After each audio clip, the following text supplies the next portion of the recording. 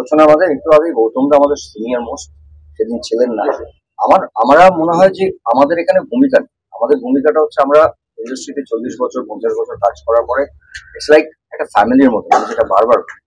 কিন্তু কি হয় জানেন তো, সময়ের সঙ্গে সঙ্গে টেকনোলজির সঙ্গে সঙ্গে দিনের সঙ্গে সঙ্গে কিছু কিছু নিয়ম আছে, কিছু কিছু প্রসিডিওর আছে যেগুলোকে পাল্টানোরও দরকার আছে। সবাই মিলে বসে সেখানে বেনিফিট, আমরা সারা জীবন লড়াই করেছি টেকনিশিয়ানদের সঙ্গে থাকাটা হচ্ছে আমাদের একটা বড় ধর্ম, এবং তার সঙ্গে শিল্পীদের, আপনারা জানেন আর্টিস্ট ফোরাম একটা বড় একটা সংগঠন যেখানে প্রচুর শিল্পীরা কাজ করে।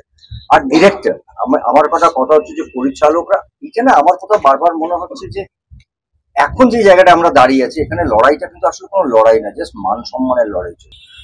কাজ কখনো বন্ধ হওয়া উচিত না। আমার ছবি বলে বলছি না, আমি এখানে অভিনেতা নই।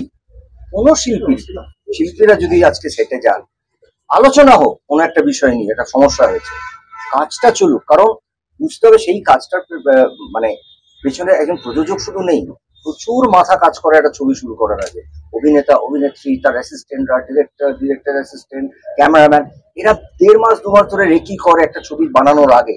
তাদের সব পরিশ্রমটা বন্ধ হয়ে গেল। আলটিমেট বানাচ্ছি কাদের জন্য? দর্শকদেরকে কিছু একটা ভালো কিছু উপহার দেওয়ার জন্য।